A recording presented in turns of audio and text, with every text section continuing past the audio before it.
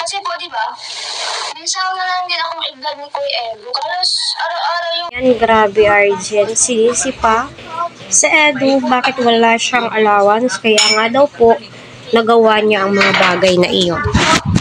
Unang-una sa lahat, Arjen, huwag mong sisihin si Edu kung bakit hindi ka na niya binavlog. Kasi unang-una sa lahat, ina-update mo na ang iyong sarili sa iyong mga sponsors, viewers, kung ano ang iyong ginagawa. So, kung i-upload ka pa or gagawan ka pa po ni Edu ng vlog, hindi na gaano exciting.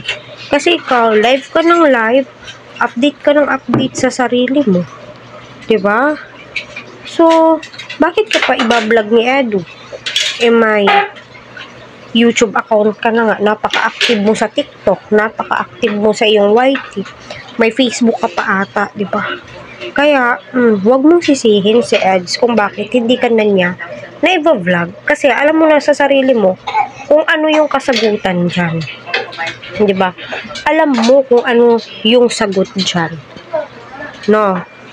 Kaya wag mong sabihin, no? So, kailangan mo kasi wala ka ng allowance kasi napakagasto sa pang-araw-araw.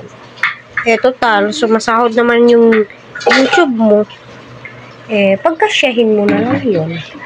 Diba? So, bakit pa kasi nursing yung kinuha mo? Kasi alam mo naman kung gaano kamahal yan. Kung hindi ka siguro nag-vlog, hindi ka gumawa ng channel mo, sa malamang, palagi kang pinupuntahan ni Eds, siguro may nag-advise na din kay Edu. At siguro, kahit walang nag-advise kay Kalingap Edu, at nakikita niya na palagi kang update. Kasi alam mo, itong mga Good Samaritan, naghahanap din ito ng mga nagsa-search din ito kung sino yung may mga updates, anong kaganapan.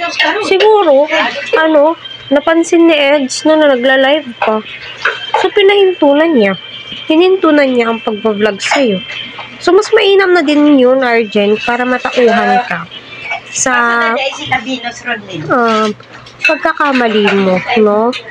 Para magising ka kung ano yung ginawa mong kamalian. So, di mo pwedeng sabihin na hindi ka na binavlog ni Eds, minsanan ka na lang pinupuntahan. Kasi nga, palagi kong sinasabi, binavlog mo na ang iyong sarili, nagla-live ka na, so, para ano pa? Diba? So, kumbaga, kaya mo nang isustain yung mga pangangailangan mo. Kaya mo nang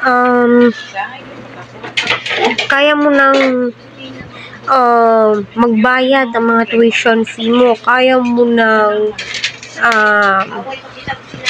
hindi mo na kailangan ng mga allowance. Kasi kayang-kaya mo na di ba? Kayang-kaya mo nang